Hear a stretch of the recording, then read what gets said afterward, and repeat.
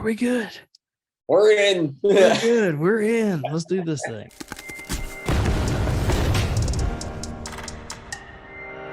Hello and welcome to the Preferred Contractors podcast. We give you actionable steps to grow your contracting business. I'm your host, Jordan Harrison. So today's episode, we're going to get into a marketing concept that isn't necessarily new, but isn't being talked about much. And that's building momentum with your marketing, momentum marketing, whatever. Anyway, so joining us again, the first repeat guest is going to be Jay Miller, CEO of Kyber Digital, obviously visionary behind this Preferred Contractors podcast and the community. Going to walk us through the marketing strategies. It's going to help you build momentum in your business and get you rolling. Jay, man, welcome. Glad to have you on again, man. This is a lot of fun, even though it took me probably 5 minutes to set this up. So yeah, longer than 5 minutes. Yeah, but we're ready to go. Yeah, I'm really happy to be here. Yeah, so I'm super excited to get into this stuff here because these are concepts and strategies people aren't talking about. You've got your lead gen bros out there that are trying to find gimmicky ways to bring in leads for your company, but at the end of the day, like you still got to go back to marketing principles when marketing your business, and that's what people are missing. So that's what we're going to dive into. But before we do that, we didn't do this on the very first episode. We've got to do it. We've got to hear about Jay. And how Kyber Digital came about. What's your journey like? How'd you get into marketing? All those kinds of things. And you can even mention the band stuff that people don't know about. Yeah, hence why I'm lathered in tattoos, right? But long story short, marketing kind of was thrown on me, and it kind of fell on me, and I just happened to be half decent at it. So where it really started was like back in MySpace days when that was still a thing, right? We figured out as a band, and this is going back to I was in high school, what we were needing to do in order to get organic traffic on our MySpace page. It sounds so common sense in hindsight, but a lot of it was just, how do we build a brand that resonates with the people who are listening to us? That's what we did. It wasn't just about how good the songs were. It really was about the story of how we were building what we were doing and how we were trying to get to where we were trying to go to. We ended up in that band going all the way to getting signed to Epitaph Records. But what was interesting is that along that way, we even ran a Kickstarter campaign. And we were able to raise like $20,000 as like an unknown project for us to go into the studio with a big producer, because we did a marketing and emotional psychological approach to it. So if a bunch of 20-something-year-olds that had no experience in marketing can raise 20 grand, clearly we were doing something right.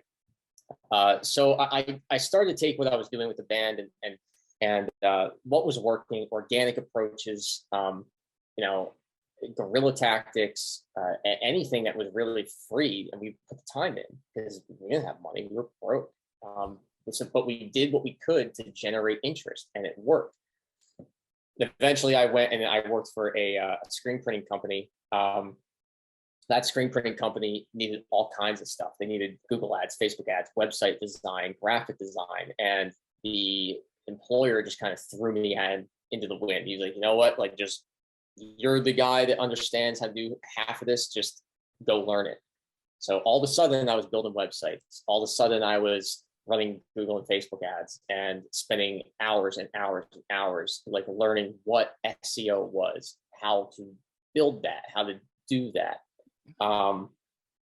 And I basically got paid for 4 years to learn more in-depth skill sets outside of what I'd learned at the band. What I learned at the band was how to brand an audience and how to have an audience really resonate with you. Again, it wasn't really all about the music. The lyrics that kids would dive into, it's like, that's the message, that's your copy, right? And they would be like, oh man, like that one song, like it really got me through this because of this phrase you did. And it's the messaging. And then the way we presented ourselves in the market, it was developing a fan base. Contractors are no different. You want to have a local fan base. And the reason that I call it a fan base is that's kind of what it is. It's having people that know who you are and what you do. So long story short, I got roped into doing all that stuff at the screen printing company, and we did a lot of work for contractors. It needed uniforms, it needed shirts, And lo and behold, guy comes in, he goes, I need help with my website. I need help with my Google My Business. I need help with this. And I started doing it freelance on the side as a side gig. As the band continued to grow and tour, it kept me afloat financially while I was out on the road in the van. And then my other guitarist, Aaron, who still works here today, said to me, hey man, like I need some extra side money. Do you need any help? I said, yeah, I need a lot of help. I'm like actually got like a whole roster of clients now. So it's like, I need all the help I can get, dude. Like, and him and I would be in the van driving from city to city, building sites and doing SEO and like running ads, like literally off of laptops and hotspots from our phone. And we did that all the way up until 2019. It was like literally I'd be at the venue, get on stage, play, get off on the laptop working. So I hustled and grinded, and I was developing skill sets from everything that we were doing, guerrilla style marketing, organic style marketing, and from what we were getting paid to develop.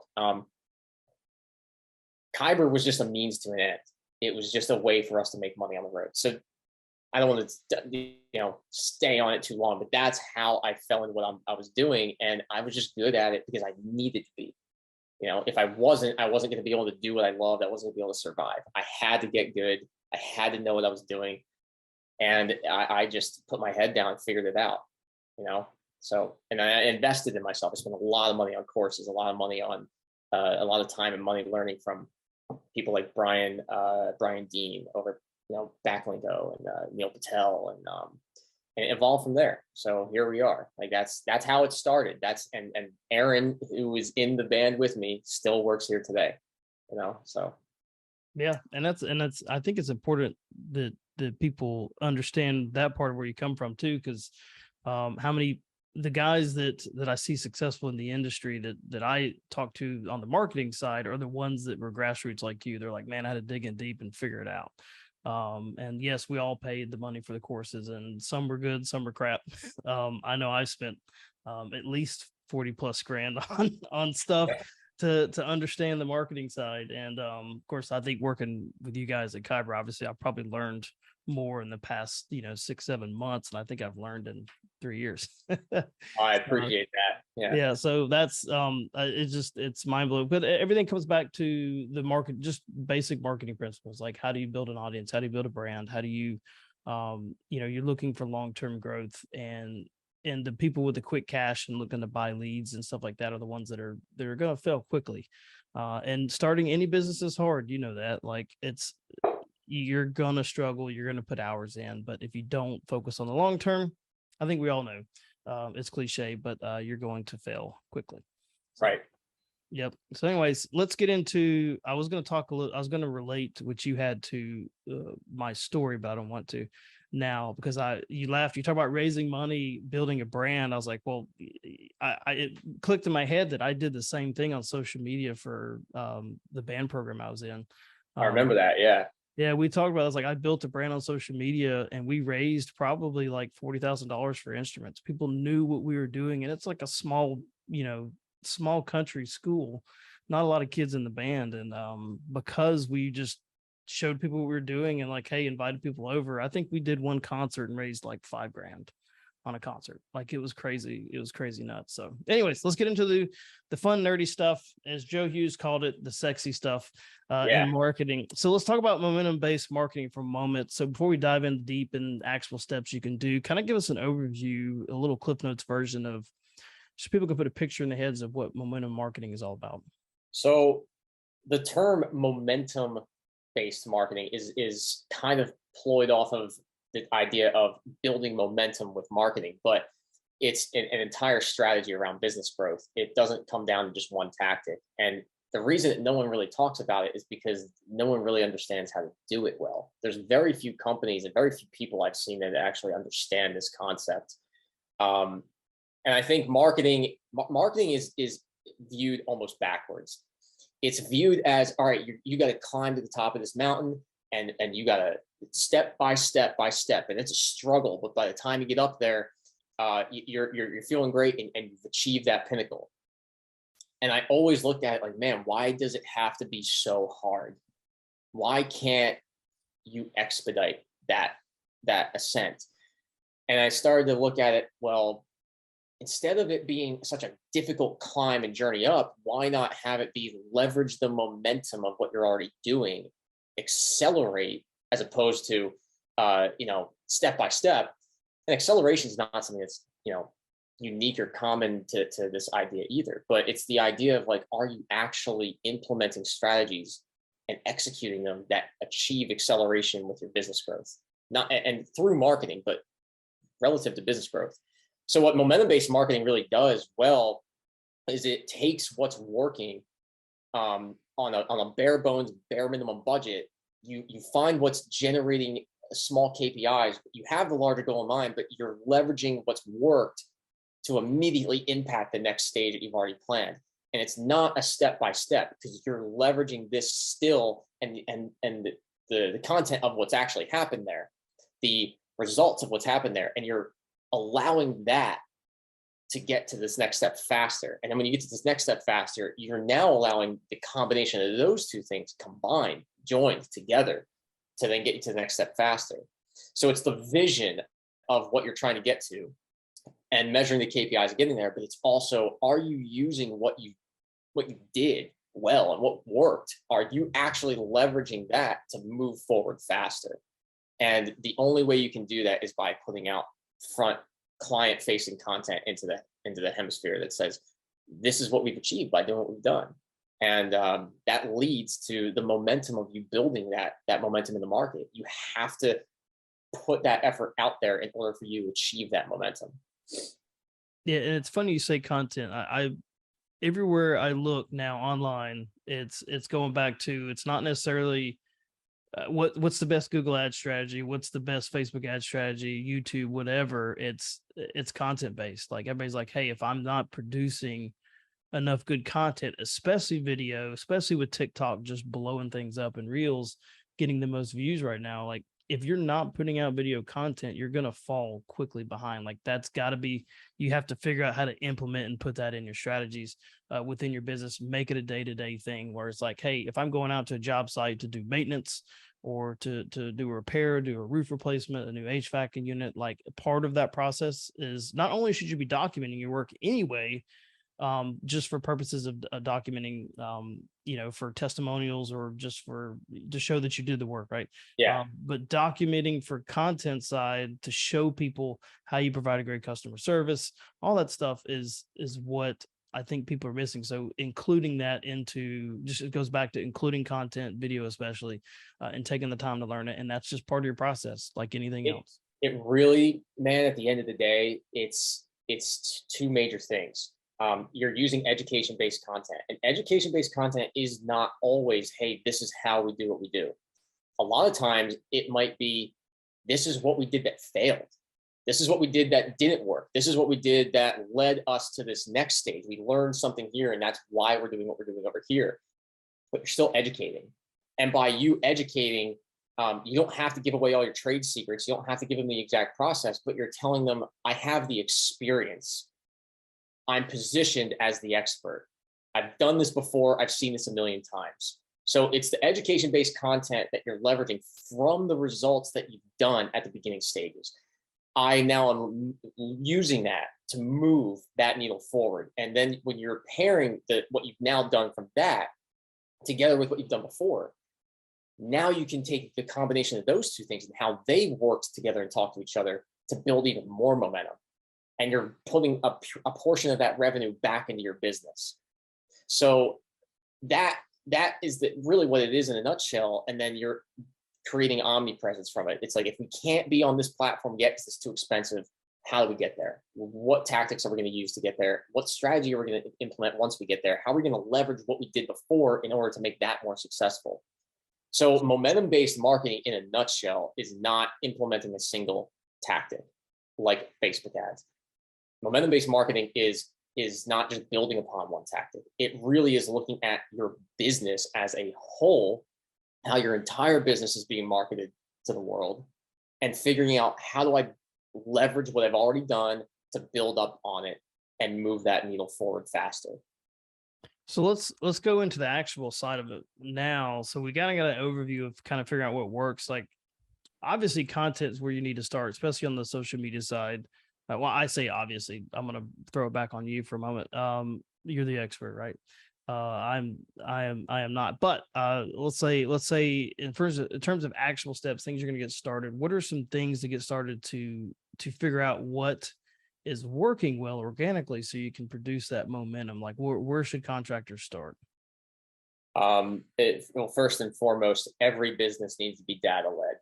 If you are not looking at the analytics and the data, you're shooting blind in the dark.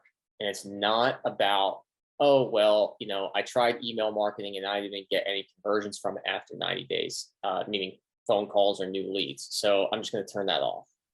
Well, what's the data saying? If the data is telling you that, well, you're getting a lot of opens, but they're bouncing off the website really fast, maybe your website's got a problem. You really need to be looking at the data and leveraging the data to make it better. So that's the first step is, are you looking at your own data? And if you're not, you might as well be lighting your money on fire, because you're wasting all of the effort you just put into it. You have to measure what's working and what's not. Otherwise, it's a waste. It sounds obvious, but so many companies don't do it. We just had a conversation with a client this morning that said, hey, like, we're not getting results from our Google My Business campaign. And they thought it was the website. And I took a look and said, you know what, your website's perfect. Actually, I wouldn't change a thing. No one's even going there. In fact, they're actually clicking on your Google My Business and they're leaving. They're not converting. They're not calling and they're not going to the website. So why do you think that is? And now you have to analyze, well, if they're seeing my platform and they're not moving forward, what's causing them to not move forward here? What are we missing? So that money that you spent that didn't immediately have a return, it's, in a way, it really did, because now you have data to leverage. Now you can say, well, this is what the data told me. And the data is telling me that this isn't working, but now I need to figure out why. And there's many things that you could use to figure that out across any type of campaign, but that's what it is. So first and foremost, you need to be data led. Second of all, you have to use, guerrilla and organic style marketing tactics when you don't have budgets, when you don't have money, especially contractors. To get into the world of marketing, it's not cheap. You have to be able to spend money. And if you don't have the money to spend, what can you do that's free? And a lot of it would make a very big impact for very little money is actually free. Setting up a sign after the job is done, posting a review onto someone else's business from yours, asking clients to wear a t-shirt that you hand them. The free t-shirt is an amazing guerrilla marketing style tactic. It costs you what, $5 to $10 to print that shirt? Add that $5 to $10 on the cost of the job. Give them a free shirt. Make sure it feels good. If it's soft, it's got a half decent logo on it, they'll wear it because it's a wearable shirt. They'll wear it because it feels good on their skin. It's coming from a guy that worked at a screen printing company, for the record. So it's biased in the sense that I proved that concept a lot through the things that we did. But it's just do what's free first, because attention is all you're focused on. And the more attention you get, the better you're going to be. The more that you're going to be able to then get customers organically for free, because all you did was invest time and not your money. And then once you have a consistent influx of that lead flow from the efforts that you're using from your time, then you can then start paying for other tactics that cost money. And you have amazing tools right now in front of you: Instagram, Reels, and YouTube Shorts. Just posting what you do every day. You are the content. I don't understand why guys just don't realize this. Like, you are the content. Just document what you do every day, and you'll be able to then generate trust from the customers who are looking at your competitors and thinking, well, this company is showing me what they do. This company is showing me the estimates that they're doing on these homes. This other company just has a bunch of reviews and some pictures, and I'm not learning that personal vibe from their techs, their mechanics. I'm not meeting them from across the screen. I'm not engaging with them and what their content is, because I'm not getting to know them. So you're going to go with what feels good. I was just going to say, as much as contractors might not admit it or like it, all of these decisions are made from how people feel about the purchase. Finances are really the secondary part of it. It really is, how do they feel about the purchase moving forward? If you're not making them feel good, they're going to go with a competitor that does. Yeah, no, and you were talking about documenting your stuff. You hear Gary Vee all the time. You hear Bradley. Bradley started really talking about that now. He's like, you are the content, and it really is just documenting every step that you do, and people are interested in that. You'll be surprised how many people want to see what goes on behind the scenes. Why did you make this decision? How does this work? I nerd out all the time on people laugh on the stuff that you do with clients, and it's not hard. You have the cheapest tools to go out there and do it. Literally, we recorded a video for a client that we're running ads for, and with Kyber, I did it with my cell phone, my my iPhone 12 Pro Max, and we did it with a lapel mic that was $130. That was it. And the dude is generating all this money off of this one, a simple video like that. Like, we did some simple edits on the background. If you don't know how to edit, fine, send it off to somebody in a third platform and make, spend $10-20. They'll edit it, make it look good. And that $10-20 and that investment on your phone you're already paying for in a cheap mic can make you thousands of dollars. And it's just super easy to make content, man. And the phone cameras are so nice now. So besides that point, that's going down a rabbit hole, but but anyway, so no, like you were saying, you were talking into the Guerilla style marketing and creating the content and documenting your stuff. So as far as what you did talk about Guerilla style tactics, what are some other things you can do? I know you talk about leaving reviews. Patrick Carr talks about being part of the community. Like anything you do is a community event, documenting that process, not for the point of like, you got to do, to me, I feel like you have to be in alignment with whatever you're supporting, or it comes off as disingenuous. But besides volunteering, what are some other Guerilla things they can do organically that's going to help build that momentum to the next step? I mean, donating to causes is always a good one. Philanthropy. Obviously doing the lifestyle marketing. Like, we had one roofer that used to buy beer coasters, and for the bars that didn't have any kind of exclusive deal with a vendor for alcohol, like they would put those onto the counters. And they had a good relationship with the owner of that bar.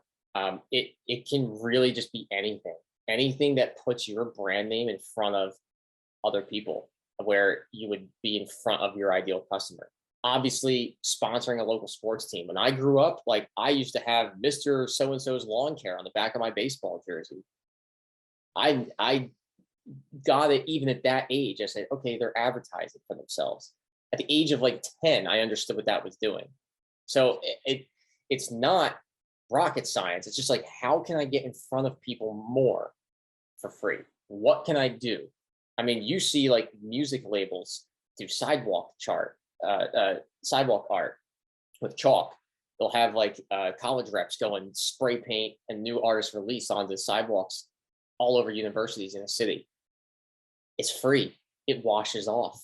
There's nothing wrong with it. It just depends on how far you're willing to go. But sponsoring local sports teams is a great one.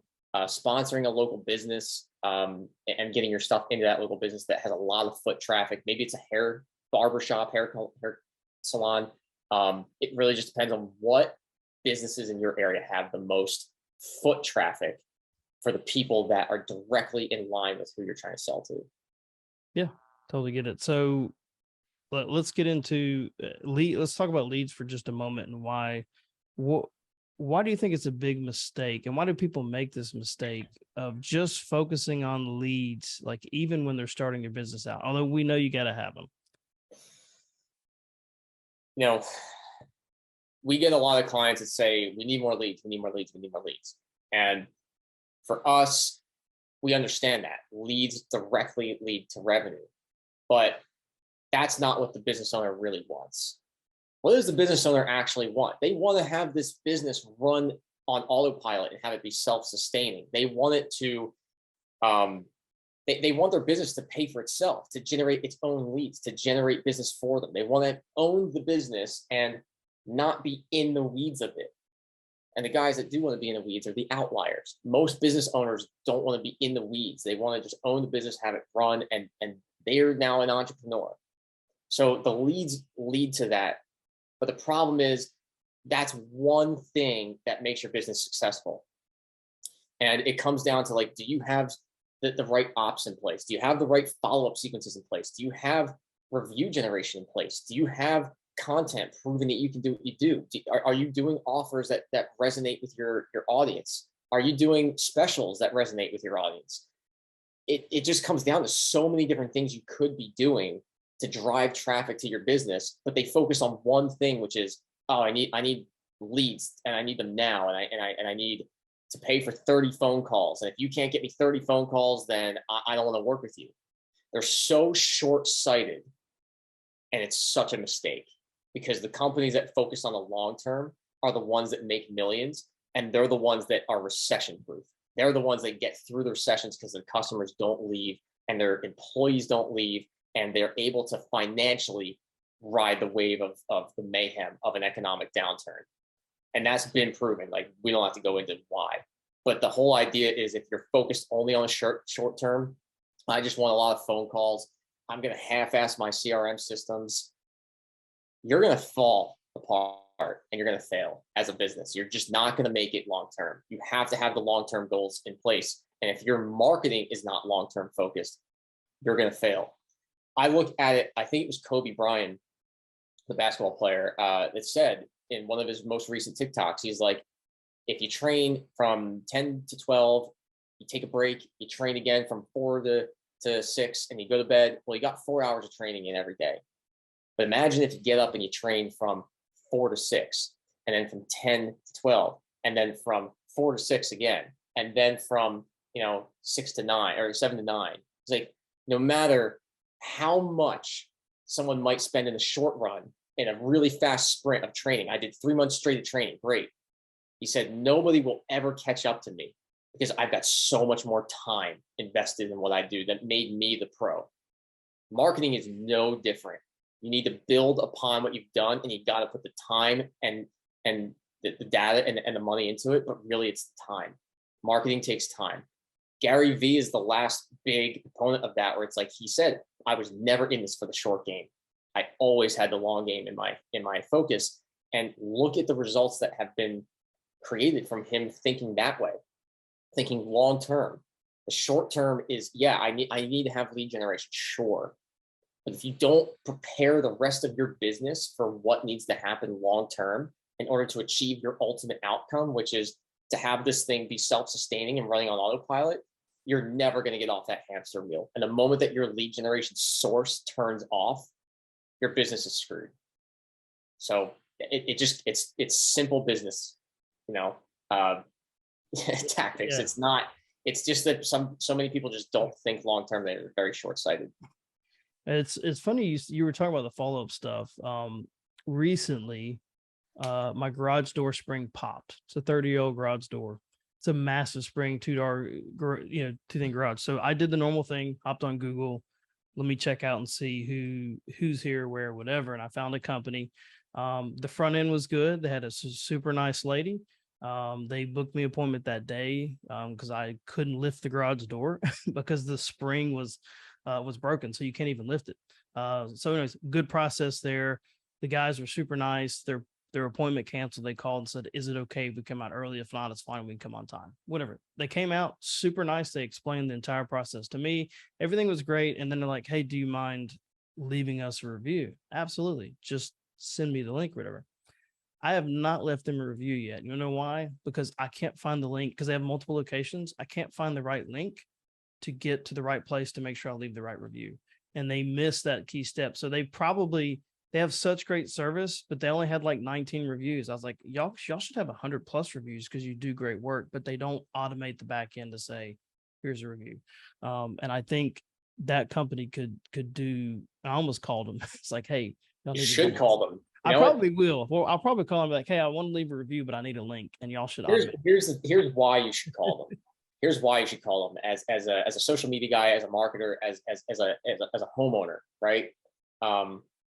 This is something I got out of the book of Brian Cristiano. Actually, I have to give him credit for this, but he said, if you are ethically able to help somebody, and you know at the deepest core that what you do will get them to the result the best way, even if it's free, even if it's like the time, and you have the time and the resources to help that person. If you don't do everything within your power to at least get that point across, you're almost like morally and unethically doing them a disservice. And it's especially the case if that person is about to hire another vendor or hire another person to do the work, and you know that who they're going to hire is going to deliver a inferior and potentially even catastrophic strategy on in service that would damage that company, like someone doing black hat SEO. Oh, we're going to try some private blog networks, and that's all we're going to do. Oh man, Google's not going to like that when they catch up to you. I hate to say it. It's just one of those things where if like you don't at least like tell them, it's like then you really are going to sit and have that on your conscience. So you can't help everybody, but if it's in a scenario like yours, Jordan, where it's like, hey, this guy came to my home, I want to leave a review, I had a great experience, call them and say, can you send me the link? Like, where do I go to leave this review? I think you guys should be doing this. And for the record, you should be automating it. And that's sort of what I teach if you need help with that. If not, let's just send me where I should do this. Because that business needs that reminder. They need to be like, oh, wow, like here's a customer that's really going the extra mile, and we still somehow failed in that step. So you should call them. I will. We'll call them after this. So let's, I think we're going to kind of close out this last question here. We talk about the long-term game, but what are your thoughts on how you still focus on short term? So obviously you're generating revenue, you can pay the bills, and still keep the long-term growth. How do you work on both at the same time? This is part of your revenue dance. When you're looking at how much am I spending versus bringing in versus reinvesting. And this changes for every company with every industry. Primarily, you look at a 12-month cycle that you reanalyze every 90 days. That's the first thing. 12 months, every 90 days, we're looking at this. The clients that we have done this for, that have stayed with us for over 12 months, every single one of them has doubled their gross revenue from the time that we started. And it's because they were able to take a 90-day look at where they were from where they were before with us, and then say, okay, we tried this, we still need to work and it's not working. Why is that? Or we tried this was amazing, this did work. How do we leverage what happened here to achieve what we wanted to have happen in month 6? Maybe we can do that sooner now. And at the end of the day, it comes down to how much budget they realistically have. And if, let's say, you're capped at a $5,000 per month budget, you have to think, okay, if our goal is to get to X in 12 months, we need to just reverse engineer it. And we need to say, how much money is it going to take and how much time is it going to take for this particular tactic to affect this other tactic, which will make these two now work together. So I'll give you a live example. Right before this call, we have a home organizing company in Toronto, and she had started with a really bad website, no differentiation offer, no ads, no real SEO. And she came to us and she said, I just need help. Like, I don't know where to start. So I said, well, first and foremost, we need to make sure all of your brand assets are all congruent. You need to look good. I don't care what anyone says, people judge a book by its cover. And for the people saying, you don't need this to start, to an extent, that's true. But you do eventually need it, especially if you're a business that's going into someone's home. So we redesigned our website. We got new photography. We got new videos. We built her a customized offer that differentiated herself in the market from her competitors. From there, we said, okay, now that we have the basics in place, do we have PDFs you can hand your customers when you walk in the door?